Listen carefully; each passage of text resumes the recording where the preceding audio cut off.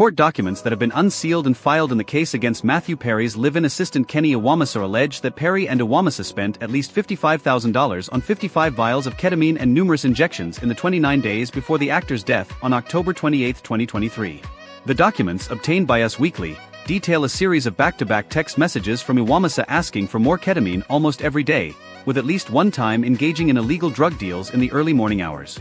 The records also describe how the Friends star and Iwamasa met the now infamous doctor arrested known as a Dr. P. Real name Dr. Salvador Plasencia, in a parking lot for ketamine injections in the back of a car, while the doctor and Perry's assistant exchanged thousands in cash for bottles of the drug that the Food and Drug Administration has approved for use as a general anesthetic. However, doctors sometimes prescribe it for off-label uses, such as depression. Some also use ketamine for its hallucinogenic properties, which can become dangerous when taken recreationally.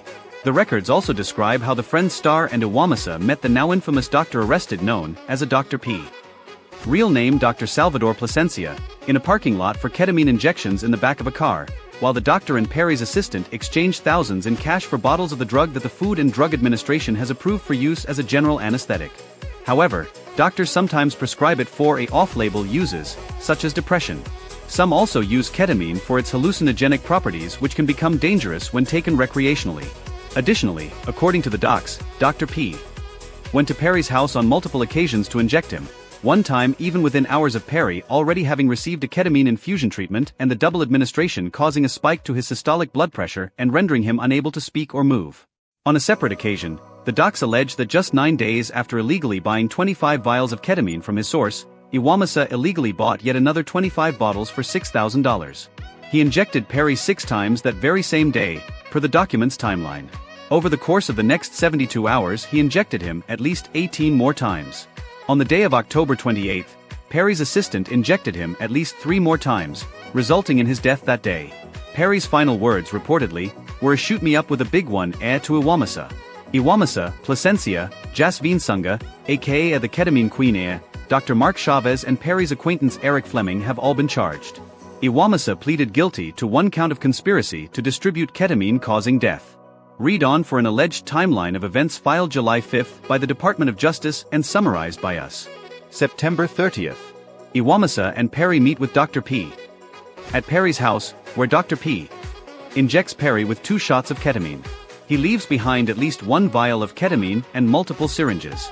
Iwamasa pays Dr. P. approximately $4,500 for the ketamine. October 2nd. Iwamasa requests via a coded text message to buy 8 vials of ketamine. "I want to end up with bottles of Dr. Pepper, not just 8 sessions," the text reads. On or about the same day, he purchases ketamine lozenges from Dr. P. for approximately $2,000. October 4th. Iwamasa sends Dr. P. another coded text message saying that he had successfully injected Perry and needs to buy more vials of ketamine. "I will need to get more cans of Dr. Pepper from you today. I can come to you to make it convenient." Dr. P responds via text that he is currently retrieving 4 bottles from his source. October 6th.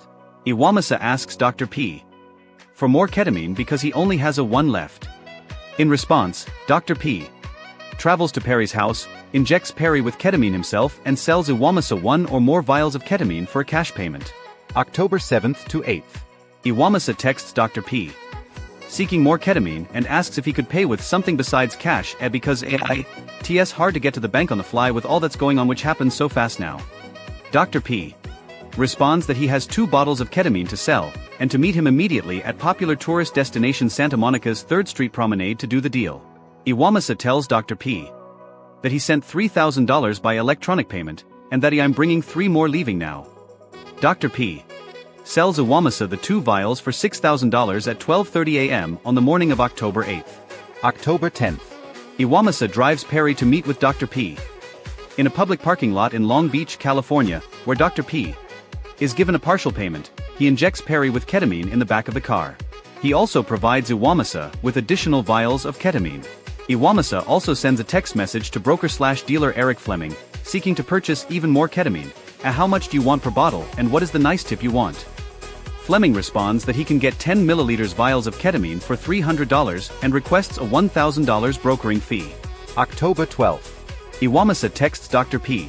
stating, "I have your cash, sorry for the wait," and asks to purchase additional ketamine. He then requests Dr. P. come to Perry's house to administer the injection, despite knowing that Perry had just received a ketamine infusion treatment earlier that day from a medical doctor at a doctor's office. Dr. P. arrives and administers a large dose of ketamine, which causes an adverse medical reaction, spiking Perry's systolic blood pressure and causing him to freeze up, so he cannot speak or move, leading Dr. P. to tell Iwamasa something like, let's not do that again. October 13th to 14th. Fleming delivers a sample vial of ketamine to Perry's house in exchange for payment. Iwamasa asks him how many bottles he might be able to obtain. Fleming says his drug source can fulfill any order. Iwamasa tells Fleming he will purchase 25 vials, $5,500, plus an additional $500 for logistics. Fleming delivers the 25 vials to Perry's house the next day, October 23rd to 24th. 9 days later, Iwamasa sends Fleming a text asking to buy more ketamine.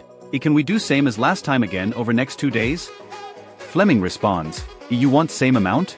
Put the 5,500 together ASAP and I'll come get it as soon as possible to get it all done tonight.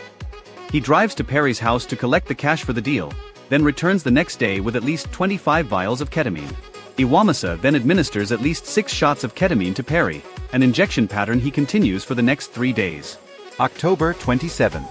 Dr. P. contacts Iwamasa with an offer to sell additional ketamine to Perry. Hi. I know you mentioned taking a break. I have been stocking up on the meanwhile. I am not sure when you guys plan to resume, but in case it's when I'm out of town this weekend, I have left supplies with a nurse of mine. He texted. I can always let her know the plan. I will be back in town Tuesday. October 28th. Iwamasa administers at least 3 shots of ketamine to Perry, who died that day.